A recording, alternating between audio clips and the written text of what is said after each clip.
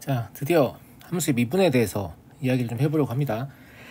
일단 미분을 배우는 목적 자체는 뭐냐면 함수의 그래프를 그리려고 배우는 거예요. 함수의 그래프를 그리는 데 있어서 미분이 필요한데 이 미분을 이용해서 어떻게 그래프를 그리는지는 뒤에서 이제 차차 이야기할 거니까 이 시간에는 좀 간략하게 왜 미분이 필요한지에 대해서 조금 얘기를 해보려고 합니다. 그 전에 어떤 개념을 좀 이야기하고 싶냐면 변화율이라는 개념을 좀 이야기하고 싶은데, 사실 변화율은 여러분들 이미 배우셨는데 직선에서 기울기라는 어떤 대체적인 수단으로 배우신 거죠. 그게 뭘 뜻하는지를 한번 보도록 하겠습니다. 증분이라는 얘기가 나오는데 이건 뭐 복잡한 건 아니고요. 함수 위에 두 점을 잡으면 이제 여기 그림처럼 P하고 Q를 잡았잖아요. 그러면 P가 P에서 Q로 변했다고 할 수도 있고 뭐 Q에서 P로 변했다고 할 수도 있지만 방향은 중요하지 않고 시작점과 끝점을 잡아가지고 여기서는 P에서 Q로 변했다라고 보겠습니다. 그러면 함수 y는 fx가 y는 fx 위의 점이죠. 네. fx 위의 점 P가 Q로 변할 때를 얘기하는 거고요.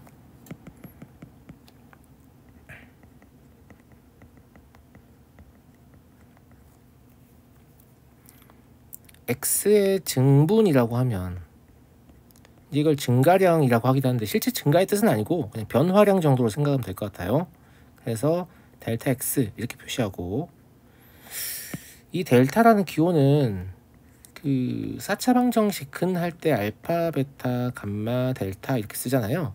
요게 이제 그리스 알파벳 소문자 델타고 대문자 델타는 이렇게 생겼어요. 진짜 직각삼각형처럼 생겼는데 이 델타의 기호를 쓰는 이유가 평균 변화율의 정의 때문이거든요. 이제 보면 하니까 좀 더 관찰해 볼게요. 그럼 얘는 나중 값은 b고 처음 값은 a니까 b-a다 이렇게 볼 수 있고요. y의 증분 얘는 이제 델타 y라고 볼 수 있죠. 얘는 나중 값은 fb고요 처음 값은 fa니까 이렇다고 볼 수 있지 않겠습니까? 맞아요? 네. 그런데 함수를 조금 배웠으니까 다들 아시겠지만 이제 x를 소위 독립변수, y를 종속변수라고 하는데 x의 변화를 주면서 y가 어떻게 바뀌는가를 관찰하는 게 사실 함수의 가장 중요한 목적인데요. 그렇다면 x가 변할 때 y가 어느 정도 변하냐, 그 b가 매우 중요해지게 되거든요. 그래서 이제 그 b를 x의 증분에 대한 y의 증분의 b를 평균 변화율이라는 개념으로 정의해서 사용합니다.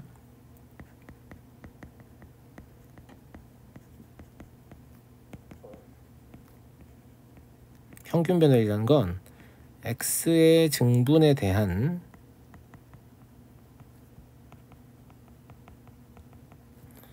y의 증분의 b입니다. 저 위에서 x의 증분과 y의 증분을 이제 우리가 이야기를 했으니까 식으로는 이렇게 쓸 수 있지 않겠어요? 델타 x분의 델타 y다 이렇게 쓸 수 있겠고, 저기에서 델타 x를 뭐라고 표현했냐면 b-a라고 표현했고 델타 y를 fb-fa라고 표현했으니까 이렇게 쓸 수 있죠.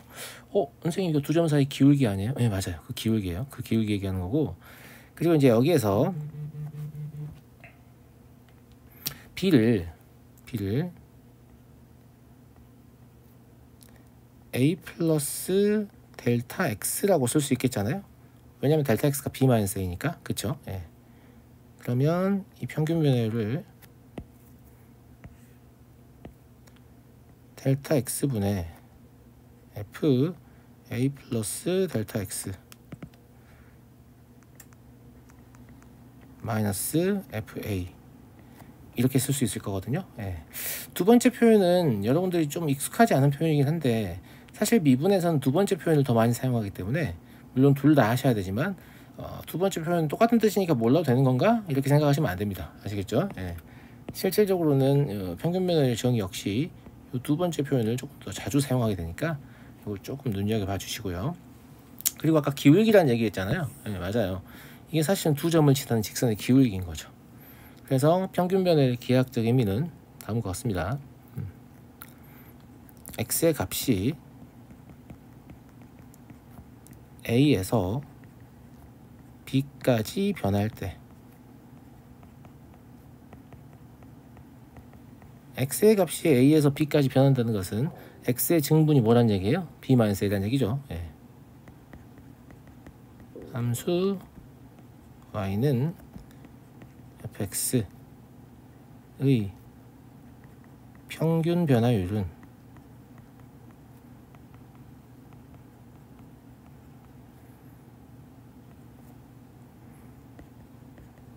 두 점, 아까 말씀드렸지만 P는 A,FA였고요. Q는 B, FB였습니다.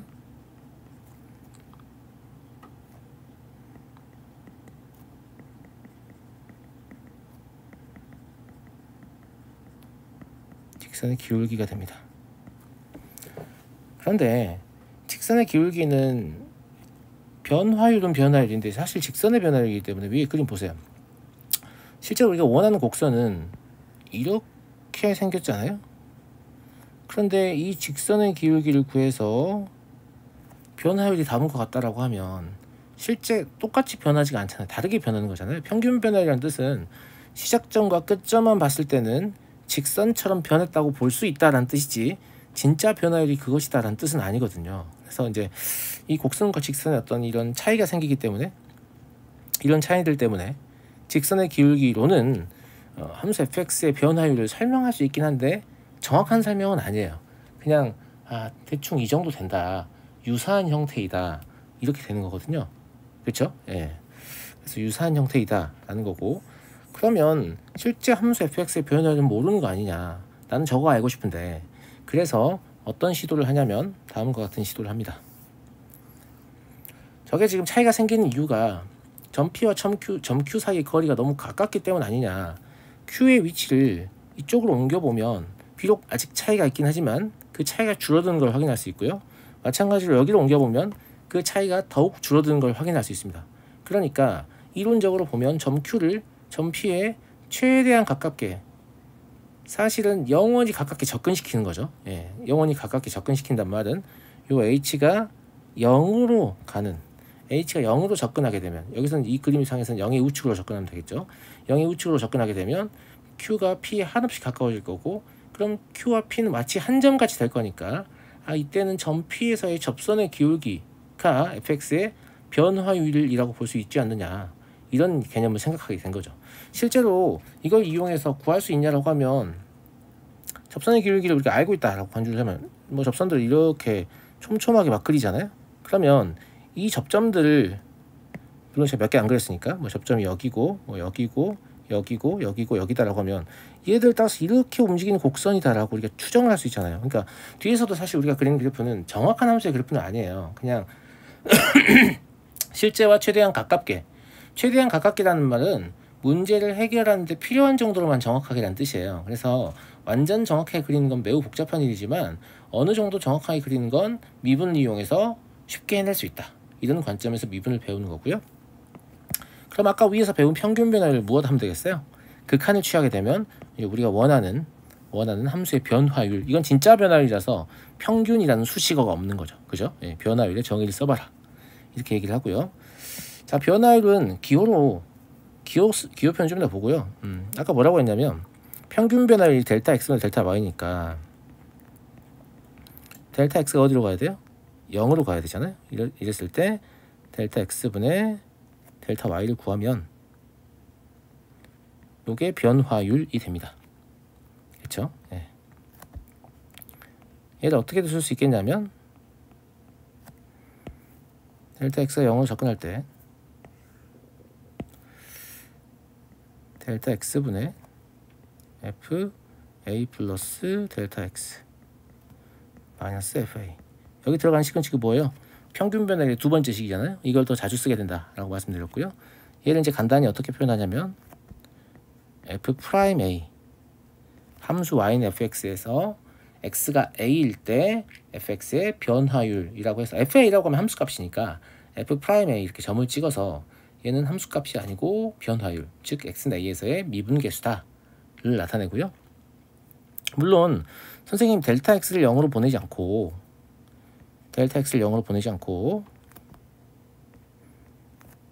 그냥 여기를 x라고 하고 여기를 a라고 하면 x가 a에 접근한다고 하면 안 돼요? 라고 하면 됩니다. 예. 이 상태에서 x가 a에 접근할 때 x-a가 분모가 되겠죠? x의 변화량은. 그리고 fx-fa가 분자가 되겠잖아요. 예. 이것 또한 f'a의 정의입니다. 학생들은 당연히 아래에 있는 정의보다 위에 있는 정의를 좀 더 불편하게 느끼지만 아래에 있는 정의보다는 위에 있는 정의가 조금 더 중요합니다. 둘 다 기억하셔야 돼요. 둘 다 기억하셔야 되는데 위에 있는 정의는 이제 이거를 임의의 점에서의 변화율, 즉 도함수까지 확장이 가능한 형태고요. 아래에 있는 변화율은 미분계에서 그렇게 사용하지 않는 형태예요. 그러니까 둘 다 기억을 하시긴 하셔야 되는데 굳이 누가 더 중요하냐라고 물어보면 위에 있는 표현이 좀 더 중요합니다. 이거요. 아시겠죠? 예. 이건 조금 덜 중요하다. 덜 중요한 게 있겠습니다만. 그죠? 예. 좀 덜 중요하다. 상대적으로. 예. 이런 얘기를 좀 하고 싶고. 그리고 이 미분계수는 정의 자체를 정확하게 기억을 하셔야 되거든요. 정확하게 기억한다는 말이 무슨 말이냐면 여기 있는 요소를 다 기억하셔야 돼요. 여긴 플러스고 여긴 마이너스고 여기 AA 들어있고 0으로 가는 게 이렇게 있고. 그런데 핵심적인 게 무엇이냐면 이런 거예요. 전 기호가 다 중요한 게 아니고 무언가 0으로 가요. 그러면 여긴 0으로 가는 그 저 무언가가 그대로 있을 수도 있고 그 다음에 A는 있고요. 이렇게 있고 이런 형태다. 선생님이 그 델타 X를 그냥 네모로 바꾼 거 아닙니까? 맞아요. 네, 네모로 바꾼 건데 문제는 이 네모는 반드시 일치해야 돼요. 여기가 플러스일 때예요. 네, 플러스일 때 여기는 반드시 일치해야 됩니다. 다르면 안 돼요. 똑같아야 되고 그 다음에 여기도 똑같아야 되냐? 그렇진 않아요. 그냥 여기가 0으로 가면 여기도 0으로 간 상태이면 돼요. 가령 세모가 0으로 갈 때 네모도 0으로 간다면 여기를 세모라고 바꿔도 별 문제는 없어요. 무슨 말인지 아시겠죠? 그러니까 실제 일치해야 되는 것들은 저런 것들이다. 이렇게 이런 거 하나하나까지 세세하게 다 기억을 하셔야만 실제로 미분계수의 정의를 묻는 문제에서 편안하게 조금 대응을 할 수 있을 것이다. 이런 말씀 좀 드리고요. 자, 다음에 이 미분계수는 보시니까 어떤 값이에요? 극한값이죠. 예.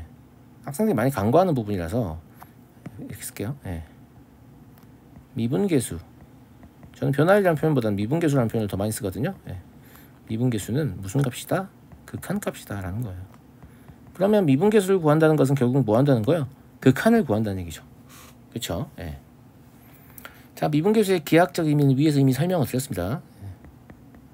함수 y는 fx의 x는 a에서의 미분계수 f'a는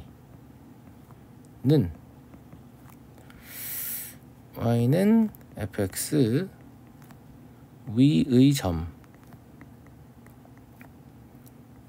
a, fa 에서의 접선의 기울기다.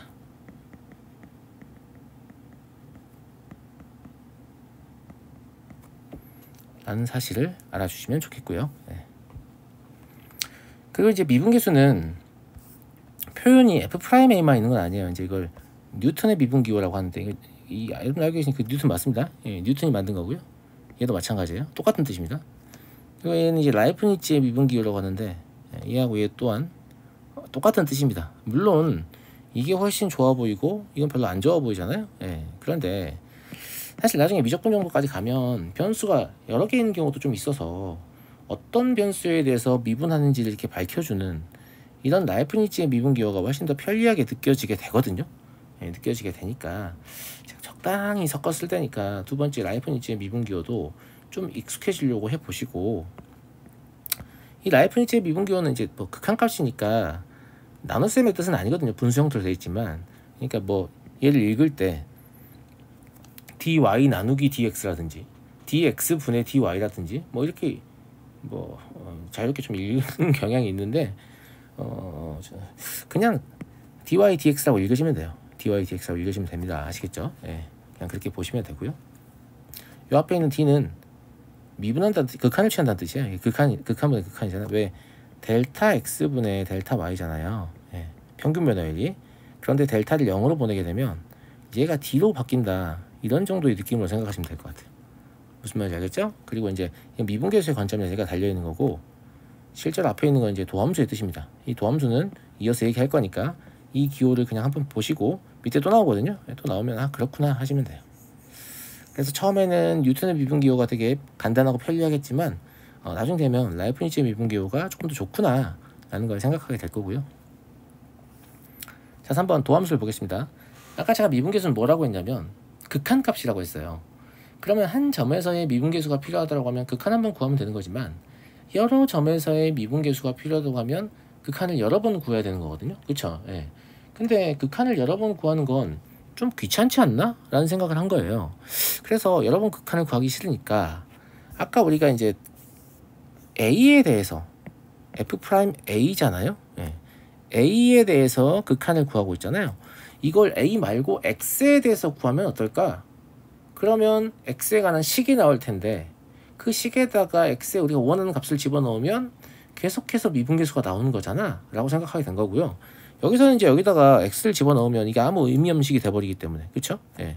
그래서 얘는 이제 도함수의 식으로 만들 수 없는 건데, 위에 있는 미분계수의 정의는 도함수의 식으로 만들 수 있는 거예요.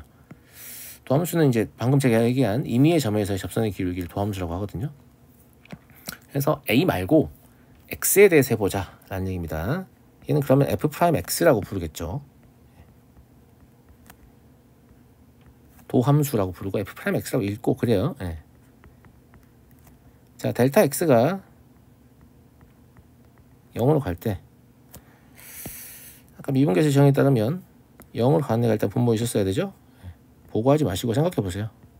그리고 A 플러스 델타 X가 나중 값일 거고 FA가 처음 값일 거니까 이런 형태가 되지 않겠습니까? 맞아요. 네. 그리고 완전히 똑같은 뜻이지만 그 델타 X를 계속 쓰는 게 조금 약간 번거롭잖아요. 델타 X 대신에 H를 쓰는 경우도 많습니다. 실제 문제집 보시면 H가 많이 사용될 거예요. H분의 FA 플러스 H 죄송합니다. 네. 마이너스 FA 이렇게요. 그래서 뭐 그냥 델타 X를 H로 바꿨을 뿐이지 완전히 똑같은 말이니까 두 개의 식이 있냐 이런 뜻은 아니고 그냥 하나밖에 없어요. 하나밖에 없는데 의미가 동일하다 이렇게 보시면 될 것 같습니다.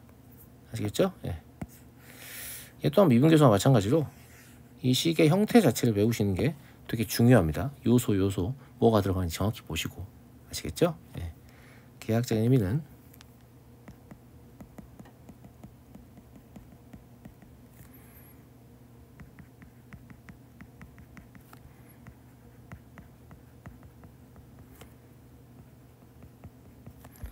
임의의 점에서의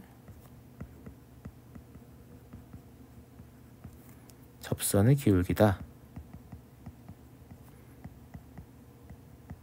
라는 얘기고요. 이러면 이제 미분계수를 여러 개를 구하고 싶을 때 그냥 도함수를 구한 다음에 도함수의 x자리에 우리가 원하는 x의 값을 집어넣으면 그 점에서의 접선의 기울기, 즉 미분계수가 얻어진다 이런 뜻이에요. 아시겠죠? 예. 이 미분계수는 순간 변화율이다라고 굳이 이제 강조를 하기도 하거든요. 평균 변화라고 대비되는 개념으로. 근데 이제 순간 변화율은 그냥 변화율이라고 불러도 똑같은 뜻입니다. 똑같은 뜻이고요. 밑에 보시면 도함수가 F'X 혹은 Y' 혹은 dy by dx 혹은 dfx by dx 이렇게 나오잖아요. 그죠? 예. 얘는 이제 도함수를 뜻하는 거고, 얘의 경우에는 뭐 A에서의 미분계수 알고 싶으면 X가 저기 들어있으니까 F'A 쓰면 되는데 얘는 없잖아요. 없으니까 원래 이제 그 이렇게 중괄호를 치고 x는 a 이렇게 적게 돼 있거든요. 라이프니츠 미분계기호에서도 이제 이거 도함수니까 x는 a에서의 미분계수 알고 싶으면 이렇게 쓰게 돼 있고, 그죠? 예. y가 fx니까 y 대신에 fx를 집어넣어서 이런 형태로 도함수를 표현할 수도 있는데 x의 미분계수, x는 a일 때 미분계수 알고 싶으면 이렇게 쓰게 돼 있단 말이에요. 근데 이제 이 중괄호 치는 것도 좀 귀찮아서 제가 이렇게 쓸게요. 앞으로 똑같은 뜻으로요. 네. 마찬가지로 혹시 쓰게 되면 이렇게 쓸게요. 네, 똑같은 뜻으로. 아시겠죠? 네. 그래서 이제 아래서 한 번 더 보셨기 때문에 미분 기호에 대해서는 그게 어렵지 않구나 라고 납득하실 수 있을 거라고 보고요. 자, 얘는 뭐 그냥 간단한 문제예요. 평균 변화를 한번 구해봐라 이런 얘기예요. 평균 변화율은 A, F에서 B, FB 두 개를 가지고 구하면 되겠죠. 어떻게 구한다고 했어요? 델타 x분의 델타 y가 평균 변화율이니까 델타 x는 b-a잖아요. 그죠? 네. 델타 y는 fb-fa예요. 빼실 때요. 빼실 때 그냥 빼지 마시고 그 2차 한 끼리 빼고 1차 한 끼리 빼고 상수 한 끼리 빼는 게 훨씬 더 편하거든요. 그렇겠잖아요. 네, 마치 세로셈을 하듯이. 그럼 2차 한 끼리 빼면 b의 제곱 마이너스 a의 제곱이고요. 1차 한 끼리 빼면 3 곱하기 b-a이고 상수항은 똑같이 4일 거니까 그냥 없어지겠죠. 그럼 b-a를 공통인수로 갖고 이때 by는 같은 점은 아니니까요. 네. a 플러스 b 플러스 3이 평균 변화율이다 라는 사실을 알 수 있습니다. 2번은 뭐 크게 의미 있는 문제가 아니죠. 네. a 플러스 b 플러스 3이 1이다. 그리고 b는 a 플러스 2다. 연립방식 풀어야 되고 근데 풀어보시면 a는 마이너스 2고 네, b는 0 나올 겁니다. 푸는 과정은 생각하겠습니다. 세 번째, x는 c에서의 fx의 평균 변화율과 1번 문제에서 풀어본 평균 변화율이 같다. 아니, 평균 변화율이군요. 미안합니다. 예. x는 c에서 fx의 변화율이다. 자, 변화율을 물론 이제 뒤에서 미분법의 공식이라고 해서 미분을 하는 공식을 이용해서 구할 수 있지만 아직 공식을 안 배웠다고 생각하고요. 공식을 안 배웠으면 미분 못하냐라고 하면 그렇지 않습니다. 볼게요. 얘가 x의 제곱 플러스 3x 플러스 4였잖아요. 자, f'C라는 놈은 뭐냐면 아까 도함수의 정의 미분계수 정의 기억납니까? h가 0으로 갈 때 델타 x 대신 h를 쓸게요. 네. 그러면 h분의 fc 플러스 h 마이너스 fc 이렇게 하면 되겠잖아요. 그죠? 네. 자, 아까처럼 c 플러스 h를 집어넣은 거에 2차항이 있잖아요. 네. 그렇게 빼자고요. c 플러스 h의 제곱에서 c의 제곱을 빼고요. 그 다음에 3 c 플러스 h에서 c를 빼고요. 마찬가지 4는 뺄 필요가 없죠. 여기 h일 거고.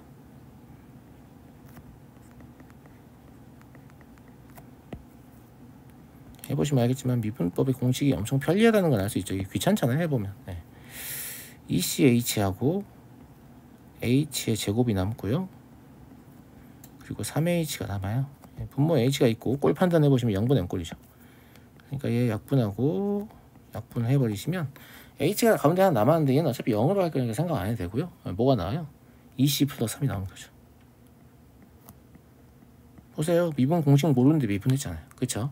그래서 미분계수가 극한값이고 그 극한의 모양이 무엇이다 만 기억하고 있으면 사실 공식을 몰라도 미분을 할 수 있다 이런 얘기고요. 사실 미분계수가 20 플러스 3이었고 아까 위에서 구한 평균 변화율은 a 더하기 b 더하기 3이었잖아요. 예. 그래서 c가 어떤 위치냐면 이런 위치네요. 이런 위치라는 건 a와 b의 평균이라는 얘기죠. 어떤 생각을 해볼 수 있겠어요? 아, 2차 함수는 평균 변화율과 미분계수가 일치하는 지점이 구간의 평균이구나 라는 거고 모든 함수가 이러냐라고 하면 그렇지 않습니다. 예, 이런 거 만족하는 함수들 제한적이에요. 알겠죠? 뭐 2차 함수라든가 아니면 y는 x분의 k 형태의 분수 함수라든가 이런 것들이 그렇고 뭐 외울 것까지는 없고요. 예. 여튼 모든 함수가 이렇진 않다 라는 얘기예요. 자, 다음 5번 보겠습니다. 함수 fx가 x는 a에서 연속일 조건을 써봐라. 이거는 함수 연속에서 배운 거잖아요. 근데 이제 여기서 미분 가능의 조건을 배울 거거든요. 그래서 이 두 가지를 좀 같이 보시면 조금 덜 혼동하고 잘 사용할 수 있지 않을까 싶어서 한 번 더 집어넣고요. 자, 연속일 조건은 뭐였습니까? 첫 번째, x는 a에서 fx가 정이 돼야 되죠. 그쵸? 네. fa가 존재한다는 말로 쓸 수도 있다고 했어요. 리미트 x가 a로 접근할 때 fx가 존재해야 되죠. 세 번째, 저기서 정의한 fa하고 극한값 fx하고 두 개가 일치해야 되고요. 그쵸? 네. 얘를 fa가 존재라는 말로 바꿀 수 있고요. 얘는 극한의 존재 조건이기 때문에 뭐 해야 돼요? x가 A의 좌측 접근할 때랑 X가 A의 우측 접근할 때랑 같아야 된다 라고 바꿀 수 있잖아요. 맞아요. 네. 자, 2번 미분 가능 조건은 뭐냐면 미분계수가 존재하냐 안 하냐예요. 미분계수는 존재하지 않을 수도 있나요? 네, 존재하지 않을 수도 있죠. 왜 존재하지 않을 수도 있냐라고 하면 미분계수는 극한값이잖아요. 아까도 얘기했지만 미분계수는 뭐라고요? 극한값이라고 했잖아요. 네, 되게 중요한 얘기예요. 미분계수는 극한값입니다. 그럼 극한값은 있을 수도 있고 없을 수도 있으니까 그럼 미분계수 또한 있을 수도 있고 없을 수도 있겠네요. 그렇죠? 네. 그럼 미분 가능이라는 말은 뭐예요? 미분계수가 존재한다 라는 말이잖아요. 자, 미분계수가 존재한다. 미분계수가 존재한다는 말은 그럼 극한값이 존재한다라는 거잖아요. 이게 뭐랑 관련이 있어요? 얘랑 관련이 있어요. 극한값이 존재할 건 뭐였어요? 좌극한과 우극한이 각각 존재하고 그 값이 같다 였잖아요. 그렇죠? 네. 그래서 h가 0의 좌측 접근할 때 h분의 fa 플러스 h 마이너스 fa 이거하고 h가 0의 우측 접근할 때 h분의 fa 플러스 h 마이너스 fa 이거하고 둘이 같으면 되는 겁니다. 무슨 말인지 알겠죠? 그리고 이제 극한의 경우에는 왼쪽에 접근하면 좌극한이라고 불렀고 오른쪽에 접근하면 우극한이라고 불렀잖아요. 맞아요? 네. 그래서 얘를 좌미분계수 이렇게 부를 수 있겠고요. 얘를 우미분계수 이렇게 부를 수 있을 거거든요. 그래서 미분 가능의 조건이 뭐냐라고 하면 좌미분계수와 우미분계수가 각각 존재하고 두 개의 값이 같다 이렇게 표현할 수 있고 존재한다는 말은 수렴한다는 말입니다. 발산하는 경우에 뭐 같다 이런 표현 쓰시면 안 됩니다. 아시겠죠? 자, 다음 미분 가능성과 연속성에 관한 정리인데요. 네. 되게 중요하게 사용되는 정리입니다. 사용 빈도가 아주 높아요. 이해하기 어렵지 않아요. 증명도 어렵지 않아요. 근데 사용 빈도가 아주 높으니까 잘 기억하고 계셔야 됩니다. 아시겠죠? 네. 결론부터 얘기하면 미분 가능한 함수는 그러니까 x는 a에서 미분 가능한 함수는 그 점에서 연속이다 라는 건데요. 써볼게요. 함수 y는 fx가 x는 a에서 미분 가능하면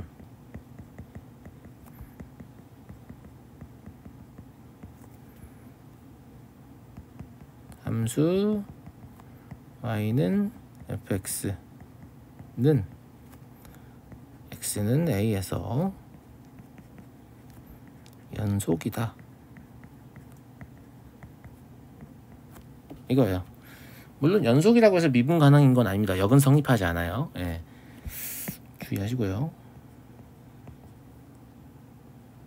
역은 성립하는 밑에 적혀있네요. 안 쓸게요. 예. 자, 증명해 보겠습니다. 자, 미분 가능하다고 했으니까 미분 가능하면 어쩐다고 했죠? 극한이 존재하잖아요. 누구? 미분계수. 즉 f'a가 존재한다는 얘기거든요. 예. f'a는 h가 0으로 갈 때 fa 플러스 h 마이너스 fa 이랬었잖아요. 그죠? 예.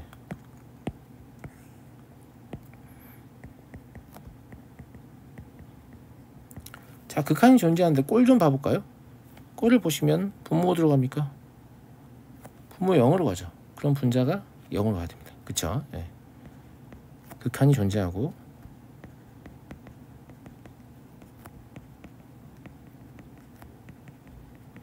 극한에서 배웠던 미정계에서 결정해서 배운 정리죠. 예. 분모가 0으로 접근하니까 분자도 0으로 접근해야 한다.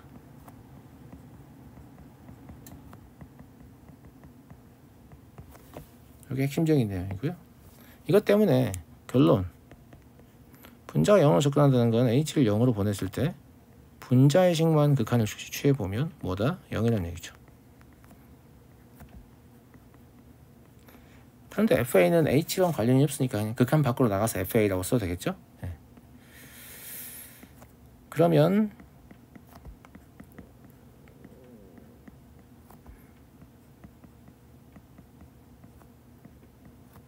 이렇게 볼 수 있잖아요.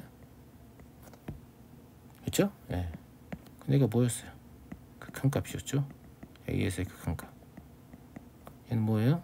함수값입니다. 그러면 극한과 함수값이 둘 다 존재하고 그 값이 같다 라는 얘기잖아요. 네. 따라서 y는 fx는 x는 a에서 연속이다.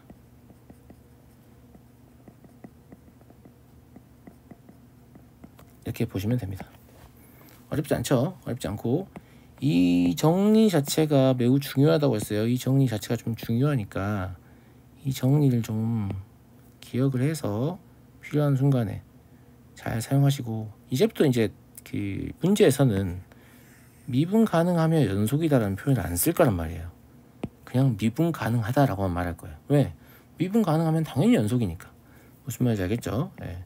물론 뭐 개념서나 이런 데 설명하는 데 있어서는 미분 가능이면서 연속이다 이렇게 중복된 표현을 쓸 수도 있겠지만 적어도 문제에서는 절대 그렇게 쓰지 않는다는 거. 그러면 미분 가능하면 연속이구나 이렇게 이해해서 문제를 푸셔야 한다는 거 아시겠죠? 자, 7번 보겠습니다. 미분 불가능인 점이 되는 조건을 서술하시오라고 했는데 미분이 불가능하다는 얘기는 미분계수가 존재하지 않는다는 얘기거든요. 그잖아요. 예. 근데 미분계수의 정의를 좀 봐봐요. 미분계수 정의는 이게 외우는 게 중요하다니까. F'A의 정의는 뭐였냐면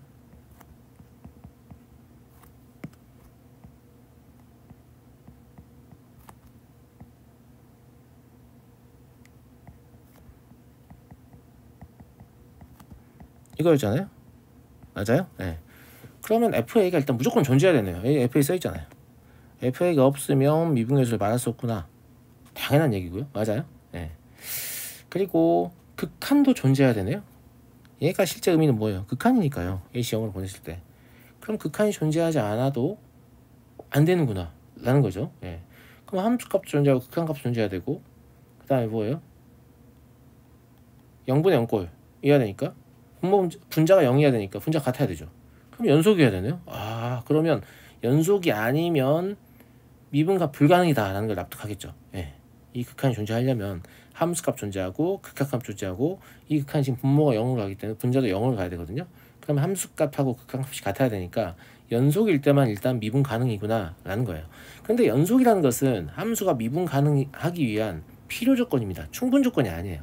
연속이어도 미분 불가능일 수 있는 거죠. 뭐 어쨌거나 그러면 일단 어떤 점은 미분 불가능하다? 그대로 놔둘까 이거? 네. 불연속인 점은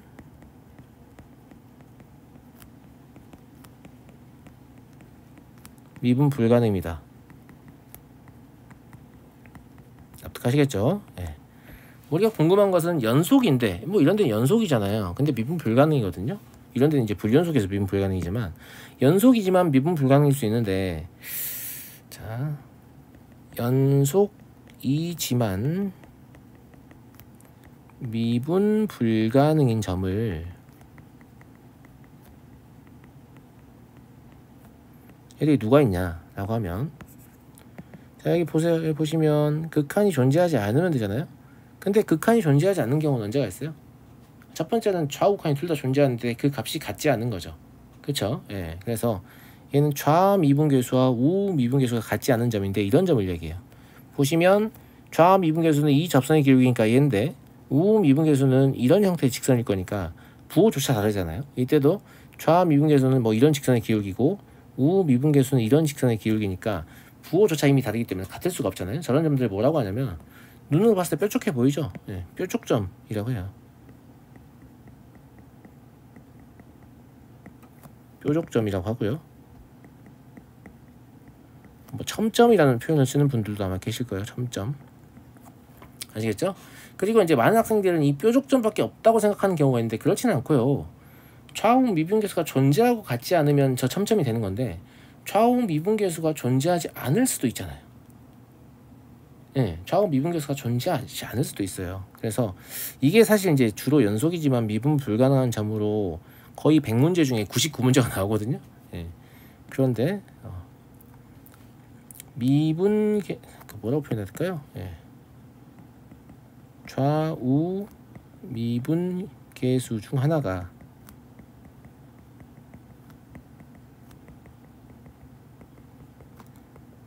발산, 물론 둘 다 발산해도 돼요. 무슨 말인지 알겠죠? 예, 적어도 하나가 발산이라고 할까요? 아무튼 귀찮네 쓰기가. 뒤에 그림 나오거든요.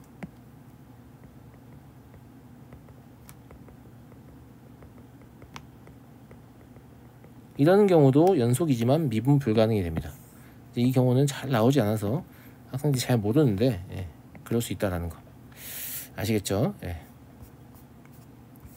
자, 여기 보시면 x는 0에서 연속성과 미분 가능성을 조사하라고 했는데, 연속성은 그래프 그릴 줄 알면 바로 해결이 되는 거잖아요. 사실 근데 미분 가능성도 그래프 그릴 줄 알면 바로 해결이 됩니다. 이 그래프 누구나 그릴 수 있는 그래프 아니에요, 그죠? 예.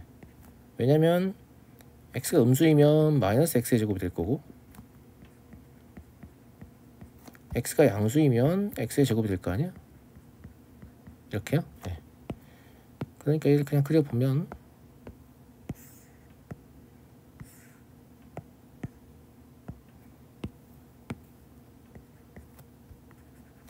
그래프는 뭐 대충 이렇게 생겼을 거란 말이에요. 어떡하시죠? 이거 원점이니까, 그럼 0에서는 연속이면서 미분 가능이다라는 거 확인되시죠? 그렇죠? 네. x는 0에서 연속이면서 미분 가능이다. 하지만 우리가 모든 함수의 그래프를 그릴 수 있는 것은 아니거든요. 그래프를 그리면 연속성과 미분 가능성을 판정하기 아주 좋은데, 그래프를 못 그리면 어떻게 할 거예요? 못 그리면 식으로 판정을 해야겠죠. 이제 이번에 있는 함수는 못 그려라 라는 의도로 제가 넣는 거고요. 물론 저는 이것도 그릴 수 있는데 그러면 그려서 판정하실 수 있겠는데, 여기서는 이제 그릴 수 없다고 간주하고 한번 판정해 볼게요. 그림도 제가 보여줄게요. 알겠죠? 자, 못 그린다고 쳤어요. 그러면 연속을 판정하려면 일단 F0을 봐야 되잖아요. F0을 보시면 얼마예요? 0입니다. 그죠? 네. 그 다음에 x가 0으로 접근할 때 fx니까 세제곱근 루트 x를 보셔야 되는데, 사실 x 연속함수고 세제곱근이 씌웠으니까 연속함수거든요. 네. 그래서 0을 집어넣은 걸 그냥 극한으로 해결할 수 있습니다. 그러면 x는 0에서 일단 연속인 거네요. 어떡하시죠? 네. 미분 가능성은 뭘 보셔야 한다고요? f'0을 봐야 돼요. f'0은 h가 0으로 접근할 때 h분의 f0 플러스 h 마이너스 f0인데 f0이 0이니까 뭐라고 쓰시면 되겠어요? 그냥 일단 쓸까요? 네. 0 플러스 h 마이너스 f0이잖아요. f0은 0이라서 굳이 쓸 필요가 없잖아, 그지? 그러면 세제곱근 루트 h다 라고 볼 수 있고, 지금 무슨 꼴이에요? 0분의 0 꼴이죠. 0분의 0 꼴이니까 0 되는 거 지워야 되잖아요. 근데 분모를 세제곱근 루트 h의 세제곱이라고 생각할 수 있겠어요? 그쵸? 예. 그러면 얘가 결국 뭐가 되냐면,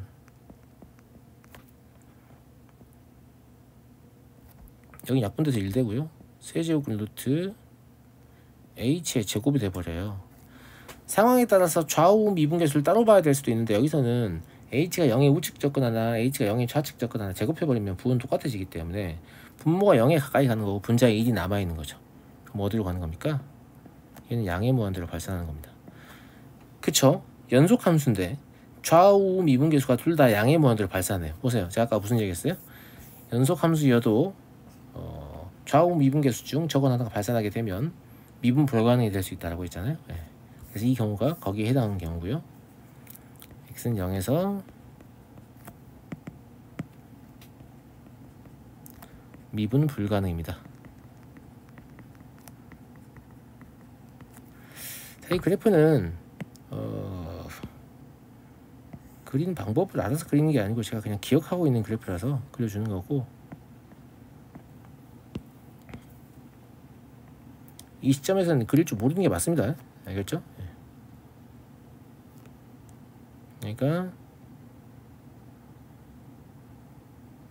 대충 이렇게 생긴 그래프예요. 마치